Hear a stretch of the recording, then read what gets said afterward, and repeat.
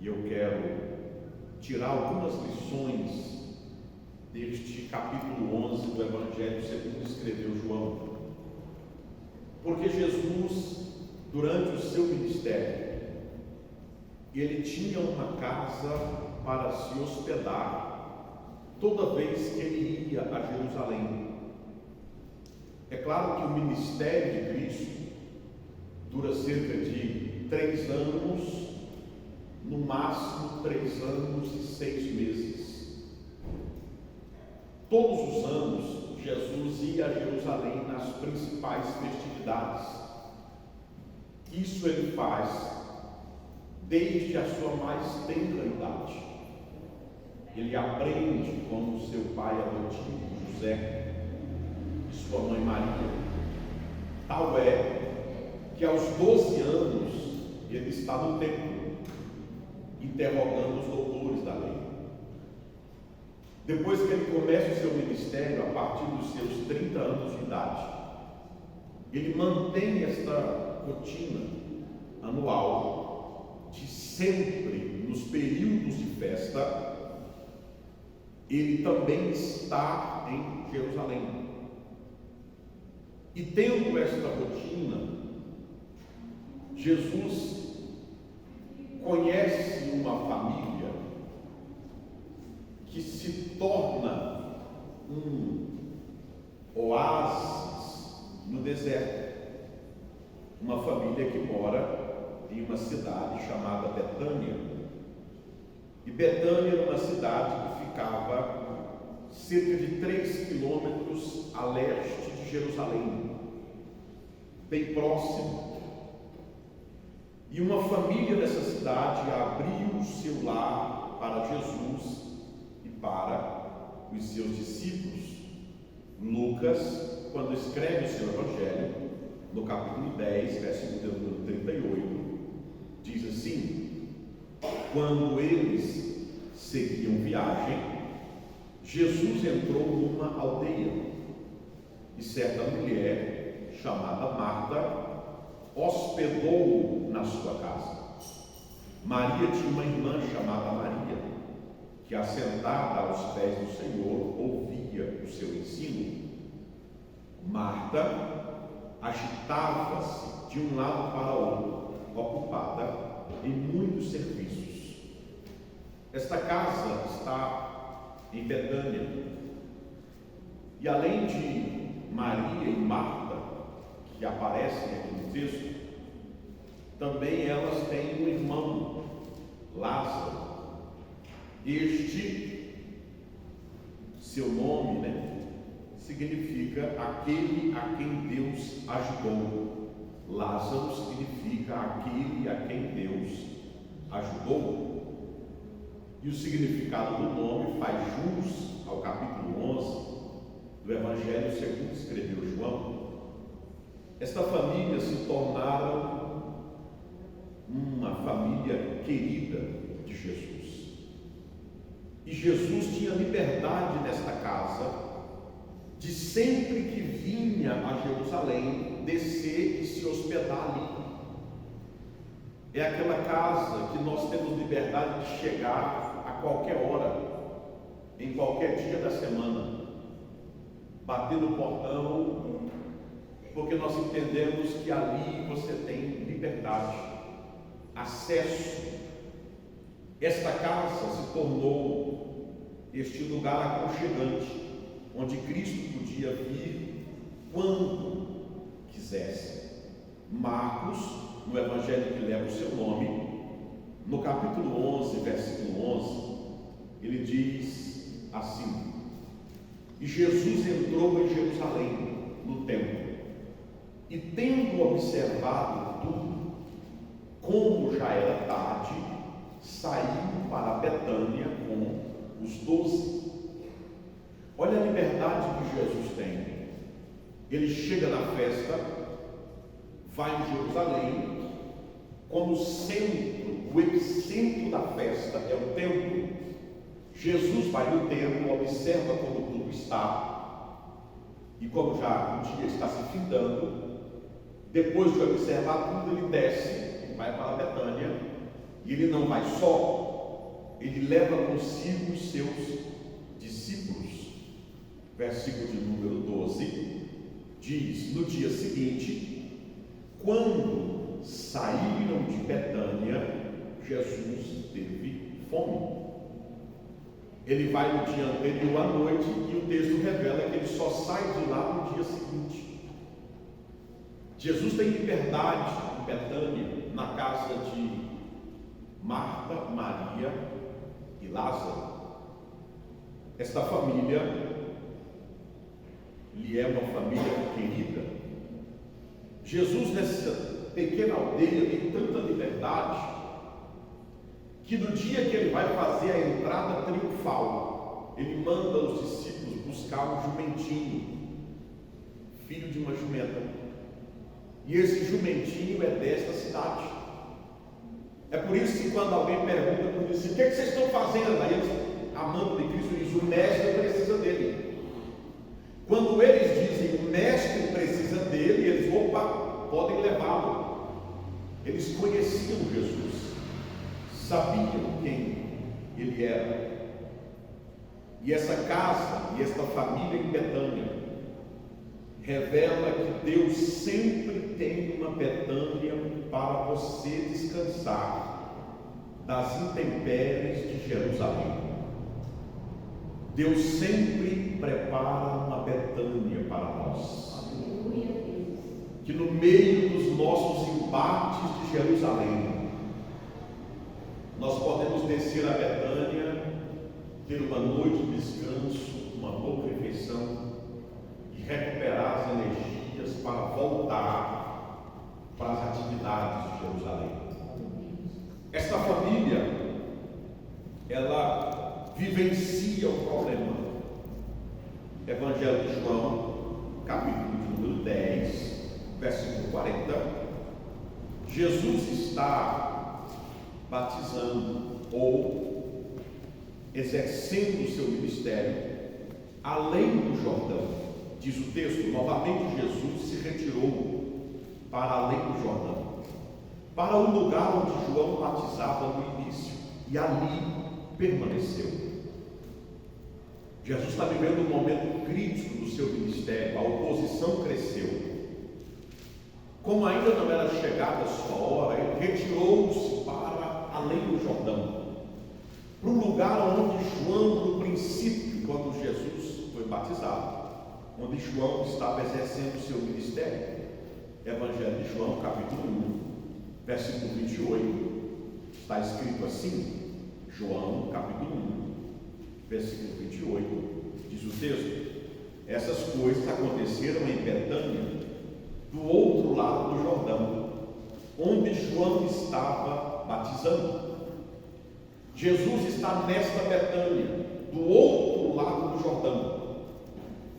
E Marta, Maria e Lázaro moram em Betânia, perto de Jerusalém. De uma Betânia para outra levava cerca de 2 dias de viagem. Para os irmãos entenderem a distância que Jesus está da casa de Marta, Maria e de Lázaro. E aqui, do outro lado do Jordão, um mensageiro traz informação da casa de Marta. João capítulo 11, versículo de número 3, diz: por isso, as irmãs de Lázaro mandaram dizer a Jesus: aquele que o Senhor ama está doente. Lázaro adoeceu, está acamado. Marta e Maria mandam o mensageiro ir até onde Jesus estava, anunciar a ele que aquele a quem ele ama, Lázaro, está doente. E Jesus, ao receber essa informação, o texto diz que ele se demora ainda 2 dias aqui. João capítulo 11, versículo 6, diz o texto: quando soube que Lázaro estava doente, ainda se demorou 2 dias no lugar onde estava. Passados esses 2 dias, versículo 7. Depois Jesus disse a seus discípulos: vamos outra vez para a Judéia. Jesus ainda se demora, como eu disse, 2 dias, de modo que quando ele chega lá, já se passaram 4 dias. Lázaro está morto e sepultado. João 11, versículo 17. Quando Jesus chegou, encontrou Lázaro já sepultado. Havia 4 dias. Quando Jesus recebe a notícia, lá na outra Betânia, provavelmente naquele mesmo instante, a morte de Lázaro estava acontecendo na Betânia, aqui próxima de Jerusalém. O mensageiro vem trazendo a palavra que Jesus mandou a Marta e Maria. Ele diz: essa enfermidade não é para a morte, mas para a glória de Deus. Só que o mensageiro chega aqui 2 dias depois de ter saído de lá. Lázaro já tem 2 dias de morto. E ele chega aqui e Jesus ainda se demora mais 2 dias para chegar. De modo que quando ele chega, Lázaro já tem 4 dias de morto e sepultado. Esse é um dos episódios mais gloriosos do registro dos evangelhos, porque Jesus aqui opera o milagre da ressurreição de Lázaro. E este capítulo também nos traz algumas lições muito preciosas. E eu quero extrair algumas. A primeira lição que nós extraímos desse episódio é que todos passam por dificuldades. Todos passam por dificuldades. Observe, esta era uma família do coração de Jesus. Evangelho de João, capítulo 11, versículo 5. Diz: ora, Jesus amava Marta, a sua irmã Maria, e também Lázaro, seu irmão.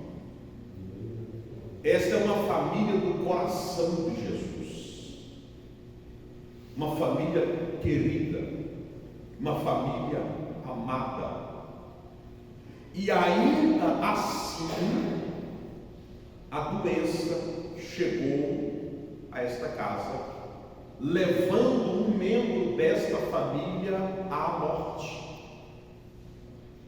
Mesmo esta família sendo uma família que Jesus amava. João 11, versículo 1 e 3 diz: um homem chamado Lázaro estava doente. Ele era de Betânia, da aldeia de Maria e de sua irmã Marta. Versículo 3. Eu vou ler o 2 para você entender. Esta Maria, cujo irmão Lázaro estava doente, era a mesma que ungiu o Senhor com perfume e lhe enxugou os pés com os seus cabelos. Por isso as irmãs de Lázaro mandaram dizer a Jesus: aquele que o Senhor ama está doente. É uma família querida de Jesus, uma família amada, mas ainda assim a doença chegou nesta casa e levou um membro desta família à morte. O fato de crermos em Deus não nos torna imune, isento das dificuldades da vida. Mateus capítulo 7, versículo 24, Jesus fala sobre alguém que ouve a palavra e a pratica. Olha o que diz o texto: todo aquele, pois, que ouve estas minhas palavras e as pratica. Observe que aqui é alguém que ama a palavra de Deus e pratica.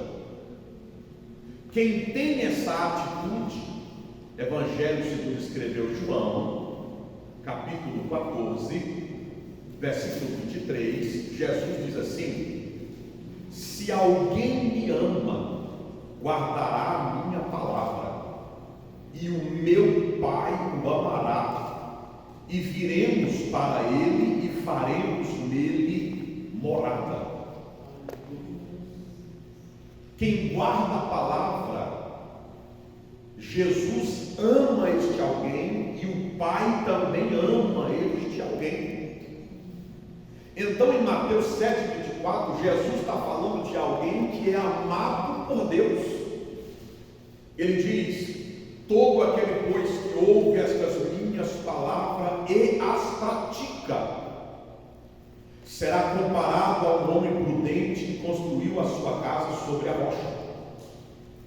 Observe que aqui é alguém que pratica a palavra, é alguém amado por Deus. Só que o versículo 25 diz: caiu a chuva, transportaram os rios, sopraram os ventos e combateram contra aquela casa. O fato de crermos em Deus, de esperarmos nele, não nos torna isentos das dificuldades da vida. As dificuldades são comuns a todos os seres humanos. Esta família amada por Jesus, mas está passando um momento de dificuldade. As fases da vida são comuns a todos. Mateus capítulo 5, versículo 45, Jesus disse: para demonstrarem que são filhos do Pai de vocês que está nos céus, porque Ele faz o seu sol nascer sobre maus e bons, e Ele faz a chuva descer sobre justos e injustos. A vida, com suas bênçãos e dificuldades, são comuns a todos os seres humanos. Eclesiastes capítulo 9, versículo de número 11, está escrito assim. Eclesiastes capítulo 9, versículo 11: vi ainda debaixo do sol que os mais rápidos nem sempre ganham a corrida, e que os mais fortes nem sempre vencem a batalha, e que os sábios nem sempre têm pão, e que os prudentes nem sempre têm riqueza, e que os inteligentes nem sempre são honrados, mas que o tempo e a sorte favorecem a todos. Todos na vida passam dificuldades, tribulações, provações. Não temos imunidade por estarmos em Deus. Às vezes é o contrário. Em João 16:33, Jesus não nos deixa enganados. Ele diz: no mundo tereis aflições, mas tende bom ânimo, porque eu venci o mundo. Mateus 10:16, Jesus diz: eis que vos envio como ovelhas para o meio de lobos. Nós às vezes criamos uma ilusão de que por causa da nossa crença nós somos imunes, estamos dentro de uma bolha. Pare com essa inocência, irmão. Às vezes é o contrário. Segundo aos Coríntios 4, versículo 8, Paulo disse: em tudo somos atribulados, mas não angustiados, perplexos, mas não desanimados, perseguidos, mas não desamparados, abatidos, mas não destruídos. As dificuldades da vida são comuns a todos. Os heróis da Bíblia vivenciaram dificuldades. Paulo, na segunda carta aos Coríntios, capítulo 8, fala de desespero de vida. A dificuldade era tão grande que ele disse: nos desesperamos da própria vida. Na primeira carta aos Coríntios, capítulo 16, 9, ele fala de porta aberta, porém com muitos adversários. Salmo 3, versículo 1, Davi fala de multiplicação de adversários. Gênesis 37, José é vendido pelos seus próprios irmãos. Daniel 6,4, ele tem a vida examinada por seus inimigos e perseguidores. E às vezes os algozes, aqueles que estão na nossa captura, ainda perguntam: onde está o teu Deus? Em meio às nossas batalhas, lutas, dificuldades, aí às vezes aqueles que estão nos observando, nos espreitando, diante do momento que estamos vivendo, perguntam: onde está o seu Deus? Você não fala tanto que tem um Deus? Salmo 42, versículo 1: assim como a corça suspira pelas correntes das águas, assim por ti, ó Deus, suspira a minha alma. A minha alma tem sede de Deus, do Deus vivo. Quando irei e me apresentarei diante da face de Deus? As minhas lágrimas têm sido o meu alimento dia e noite, enquanto me dizem continuamente: e o seu Deus, onde está? Isto é a caminhada do justo, a caminhada do crente, a caminhada do santo, a caminhada do sábio. Em João 11:37, olha o que alguém diz. João 11:37.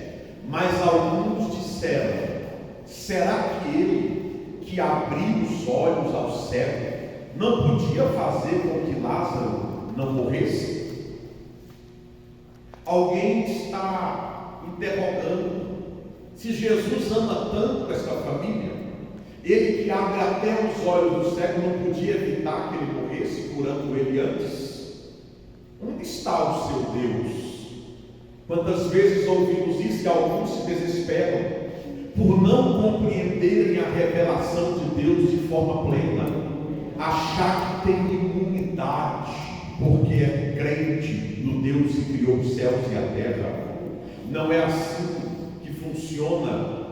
Mas o texto bíblico, irmãos, nos dá um conselho de como reagir em circunstância como esta. Eclesiastes capítulo 7, versículo de número 14, está escrito assim. Eclesiastes capítulo 7, versículo de número 14: no dia da prosperidade seja feliz, mas no dia da adversidade considere, porque Deus fez tanto um como o outro. Está no momento que nem você entende o que está acontecendo. Salomão diz assim: só considere, porque Deus fez tanto uma coisa quanto outra. Considere. Tiago capítulo 1, versículo de número 2. Olha o que diz Tiago, irmãos, no Novo Testamento. A epístola de Tiago, capítulo 1, versículo 2 a seguir. Tiago dá um conselho para a igreja de sua época e diz: meus irmãos, tenham por motivo de grande alegria o fato de passarem por várias provações, sabendo que a provação da fé de vocês tem produzido perseverança. Ora, a perseverança deve ter ação completa, para que vocês sejam perfeitos, íntegros, sem que lhes falte nada. Todo mundo passa por dificuldade, e o crente salvo em Cristo, ele já está consciente desta verdade. Ele é como Jó, que diz, alguém olha para a situação perguntando: você não consegue adorar um Deus desse, que te deixa enfermo, sem filhos, sem bens, sem casa, rejeitado até pela própria esposa? Aí ele diz: eu sei que o meu Redentor está vivo, e um dia ele se levantará sobre a terra. Aleluia! Todos passam por dificuldades. Segunda lição que nós aprendemos aqui. Deixa eu só fechar o pacote. Quando você tem consciência de que todos passam por dificuldade, você terá uma fé parecida com a fé de Davi. Salmo 27, versículo 1, 2, 3, Davi diz assim: o Senhor é a minha luz e a minha salvação. A quem temerei? O Senhor é a força da minha vida. De quem me recearei? Quando os malvados, meus adversários e meus inimigos, se levantaram contra mim para comerem as minhas carnes, eles é que tropeçaram e caíram. Ainda que um exército me cerque, o meu coração não temerá. E ainda que a guerra se levante contra mim, nele eu confiarei. Aleluia! Oh, glória! A segunda lição que nós aprendemos com a ressurreição de Lázaro é que o Senhor tem o seu tempo e o seu propósito. Nós aprendemos que Deus tem o seu tempo de agir e o seu propósito. O texto nos informa, irmãos, mesmo sabendo, ele se demorou. Evangelho de João, capítulo 11, versículo 6, está escrito: quando soube que Lázaro estava doente, ainda se demorou 2 dias no lugar onde estava. Observe que há uma certa pressão para que Jesus agisse logo. Por quê, pastor? No versículo de número 3, as irmãs mandam uma mensagem e o mensageiro diz assim: Senhor, aquele a quem tu amas está doente. É uma pressão em cima do Messias, do Mestre. Está dizendo assim: corre, apressa-te. Só que mesmo sabendo da situação, a Bíblia diz que Jesus demorou-se ainda 2 dias. Eu acho interessante a linguagem, da antropomorfia, ou seja, a linguagem humana que o texto bíblico usa para nós entendermos, primeiro, o que Deus está falando, e segundo, o que o homem estava sentindo. Porque no coração de Marta e Maria, Jesus demorou demais, Senhor.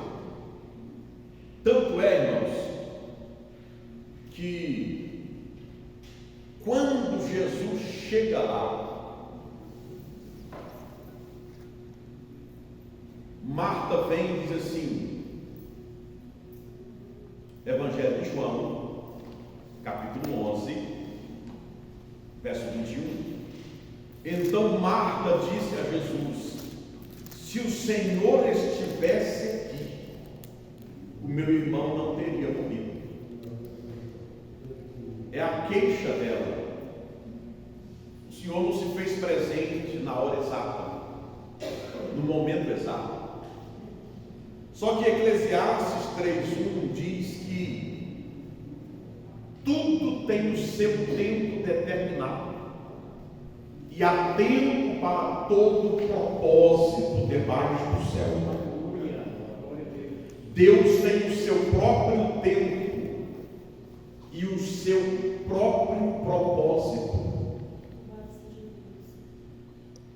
Deus é tão organizado, irmão, que até as celebrações tinha seu tempo determinado. Números 9, versículo 2. Não era qualquer dia, qualquer hora, ou qualquer mês do ano. Tinha a data certa, o tempo determinado. Tamanha organização divina. Abraão espera e o Senhor lhe diz, Gênesis 18:14, haveria coisa alguma difícil ao Senhor? Ao tempo determinado tornarei a ti por esse tempo da vida, e Sara terá um filho. Abraão, quando fala da promessa que Deus fez para ele, e Deus disse que vai dar um filho a ele por intermédio de Sara, Abraão seguiu, e Deus disse para ele assim: acaso haveria alguma coisa difícil para mim? Lucas 1,37, Gabriel, que assiste diante da face de Deus, diz a Maria: para Deus nada é impossível. Mas mesmo Abraão estando diante dele, Deus diz: só que no tempo determinado eu virei a ti, e Sara dará à luz a um filho teu. Deus está dizendo: eu tenho o meu tempo e o meu propósito. Irmãos, como nós precisamos entender isso? Porque um dos segredos da caminhada com Deus é quando nós aprendemos a esperar em Deus. Salmo 40, versículo 1, Davi diz: esperei com paciência pelo Senhor. Ele se inclinou para mim e ouviu o meu clamor.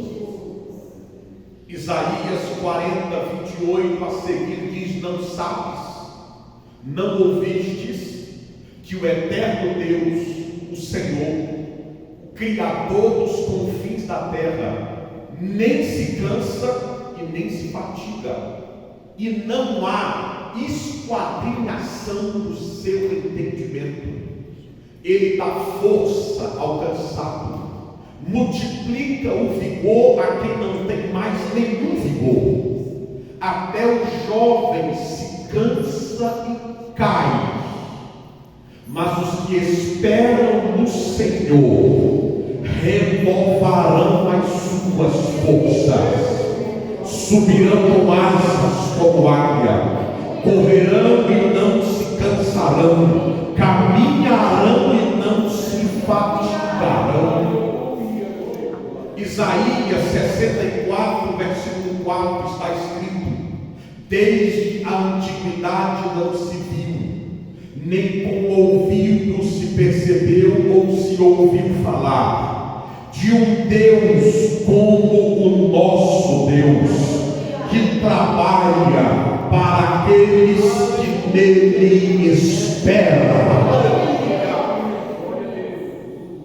É por isso que o conselho bíblico, irmãos, é: espera no Senhor. Oh, glória! Abacuque 2:3 diz: se tardar, espera-o, porque certamente virá virá e não tardará. Glória a Deus. Salmo 33, versículos 18 a 20 diz: eis que os olhos do Senhor estão sobre os que o temem, sobre os que esperam na sua misericórdia, para lhes livrar as almas da morte, para os conservar vivos na fome. A nossa alma espera no Senhor, Ele é o nosso auxílio e o nosso escudo. Aleluia. Na hora certa, Deus age, opera. Marta está intrigada, dizendo: Senhor, sim. Jesus diz para ela: Marta, creia somente. Deus tem o seu próprio tempo para fazer as coisas e tem o seu próprio propósito para cada situação. Terceira verdade que nós aprendemos nesse texto: Ele usa as situações para nos fortalecer. Entenda, todos passam por dificuldades. Deus tem o seu próprio tempo e o seu próprio propósito. E Ele usa as situações difíceis da vida para nos fortalecer. O texto diz, João 11, versículo 15: através dessa situação, primeiro Jesus fortaleceu a fé dos discípulos.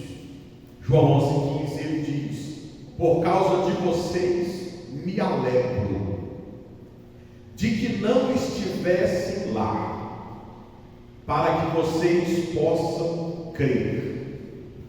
Mas vamos até ele. Primeiro grupo que Jesus fortalece através dessa situação: os discípulos. E Jesus diz: eu me alegro, porque vocês não estavam lá, para que vocês possam crer. Segundo grupo que ele vai usar essa situação para fortalecer: aquela família. João capítulo 11, versículo 21. Então Marta disse a Jesus: se o Senhor estivesse aqui, meu irmão não teria morrido. Mas também sei que mesmo agora, tudo que o Senhor pedir a Deus, Ele concederá. Jesus disse a ela: o seu irmão há de ressurgir. Ao que Marta respondeu: eu sei que ele há de ressurgir na ressurreição do último dia. Observe que quando ele chega, Marta faz a queixa: se meu irmão estivesse aqui, Senhor, ele não teria morrido. Só que Jesus chegou, e porque ele chegou, um fio de esperança nasce. Ela diz: mas ainda assim eu sei que tudo que o Senhor pedir, Deus fará. Aí ela volta a falar. Jesus diz: o teu irmão vai ressurgir. Aí ela: eu sei, a esperança que acabou de nascer esvaiu-se de novo. Eu sei, Senhor, que ele vai ressuscitar no último dia. Aí no verso 25, Jesus declara: eu sou a ressurreição e a vida. Quem crê em mim, ainda que esteja morto, viverá. E todo que vive e crê em mim não morrerá eternamente. Você crê nisso? Marta respondeu: sim, Senhor, eu creio que o Senhor é o Cristo, o Filho de Deus que devia vir ao mundo. Marta chegou até Jesus arrasada. Agora ela sai para buscar a irmã, só que ela sai fortalecida, revigorada. E aí é ela que vai lá, e diz assim: depois de dizer isso, Marta foi chamar Maria, a sua irmã, e lhe disse em particular: o mestre chegou e está chamando você. Oh glória! Jesus usa as dificuldades da vida para nos tornar mais fortes, para fortalecer a nossa fé nele. Através dos reveses da vida, o Senhor nos fortalece. O inimigo tenta usar as dificuldades para nos fazer desistir. As batalhas que você enfrenta, Satanás, por trás dos bastidores, ele observa você na sua dificuldade e diz: ela vai fracassar, essa dificuldade vai parar ele, essa dificuldade vai pará-la. Através deste problema, a fé dele vai enfraquecer, a fé dela vai enfraquecer. Mas aí o Senhor eterno Deus olha por trás dos bastidores, a mesma situação que o inimigo está dizendo que vai fazer você parar, o Senhor olha para a mesma situação e diz: minha filha vai vencer essa dificuldade, e quando vencer, vai estar mais forte, mais consagrada, mais cheia do Espírito Santo, mais devotada ao ministério, à causa e ao reino.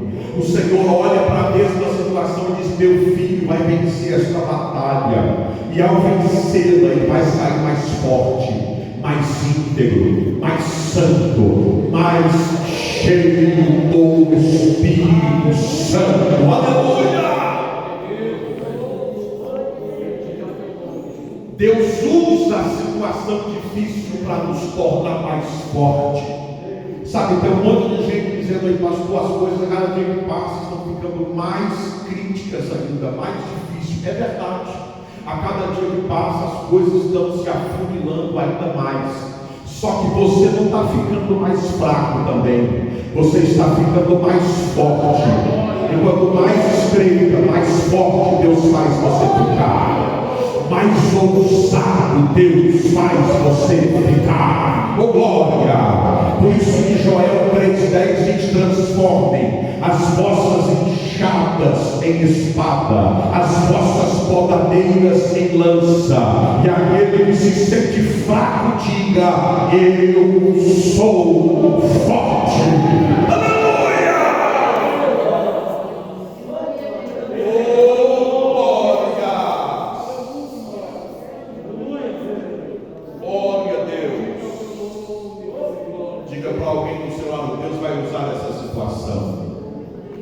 Vai deixar você mais forte ainda. Oh glória! Salmo 119, 71 vai ser o cântico da igreja. Foi bom eu ter sido afligido, porque eu aprendi os teus estatutos. Oh glória! Paulo foi rejeitado, irmãos. Quando ele foi salvo, as pessoas nem acreditavam que Paulo era discípulo de Jesus. O pessoal foi rejeitando ele. Sabe quando a gente tenta se aproximar de algumas pessoas pensando assim: ó, eles já são uma realidade em Deus, vou me aproximar para receber também. Nós, quando nos convertemos, desejamos isso. Mas é comum também as pessoas que já estão à nossa frente não dá muita importância, olhar para a gente assim, ó, como quem olha de cima para baixo. A gente fica assim meio abobalhado, querendo se aproximar, puxar a conversa. Aí as pessoas ficam botando a gente de canto, como que dizendo assim: deixa eu botar esse fulano no lugar dele, essa fulana no lugar dela. Paulo chega em Jerusalém e a galera deixa ele de canto. E aí ele vai lá para Ará, e lá ele fica no mínimo 3 anos sem ninguém nem pedir notícia de como ele estava. Só que enquanto ele estava rejeitado no campo, quando ele volta para exercer o seu ministério, Paulo vai voltar em Jerusalém 14 anos depois. Quando ele volta não volta dizendo assim: ó, conforme eu aprendi do Pedro, conforme eu aprendi do Tiago. Não, ele volta dizendo assim: ó, eu estou ensinando vocês o que eu recebi do Senhor. Se preocupa não, irmão. Às vezes levar para ficar a sós com você. Aí você vai ter as suas próprias experiências com Deus, a sua própria intimidade com Deus, e isso vai fazer você crescer, ser bênção e ser uma referência para mais alguém. Oh, glória! Deixa eu concluir, porque nós precisamos orar. Ainda tem outras missões, mas eu vou repartir com vocês hoje. Nessa mensagem são 7 lições que nós aprendemos. As outras eu não vou poder abrir. A quarta, ele quer nos levar a estar a sós com ele. A quinta, Jesus nos convida a ir na direção em que ele está indo. Às vezes nós estamos indo em direção contrária. Calma, por aqui, vem comigo. Sexta, devemos sempre fazer a nossa parte. Jesus mandou: tire a pedra. Alguém mais vai ressuscitar o morto e a gente tem que tirar a pedra? Sim. A nossa parte é nós que fazemos. Ele vai fazer o impossível acontecer. Agora, o que é possível somos nós que fazemos. E em 7º lugar, Jesus faz o impossível acontecer. João 11, 43 diz o texto: depois de dizer isso, clamou em alta voz, dizendo: Lázaro, venha para fora. Uma lição que nós aprendemos em João 11: Jesus faz o impossível acontecer. 1 Samuel 2,6 está escrito: Ele tira a vida e torna a dar, faz descer a sepultura e torna a subir dela. Ele empobrece, ele enriquece, ele humilha, ele exalta, ele levanta o pobre do pó e do mundo ergue o necessitado, fazendo ele assentar-se entre os príncipes do seu povo. E assentado entre os príncipes, faz ele herdar o trono de glória. Porque do Senhor são os alicerces da terra. Aleluia! Ele é poderoso para fazer, irmãos. Isaías 43:13 está escrito: ainda antes que houvesse dia, eu sou, e ninguém há que possa fazer escapar das minhas mãos. Agindo eu, quem me impedirá? Aleluia! Jesus pode fazer o impossível acontecer. Por isso, quando ele manda a igreja pregar o evangelho, não são apenas palavras. Marcos 16:17, Jesus disse: estes sinais seguirão os que crerem. Em meu nome expulsarão demônios, falarão novas línguas, pegarão em serpentes, se beberem alguma coisa mortífera, não lhes causará dano algum, e imporão as mãos sobre os enfermos, e eles serão curados. Evangelho não é só palavra, evangelho é demonstração do poder de Deus, é demonstração do Espírito. O Deus eterno não mudou. Hebreus 13:8 diz: Jesus é o mesmo ontem, hoje e continuará sendo para sempre. Glória! Ele ainda transforma o caos em ordem, ainda transforma as trevas em luz, ainda transforma a morte em vida, ainda transforma fracasso em vitória. Ele não mudou.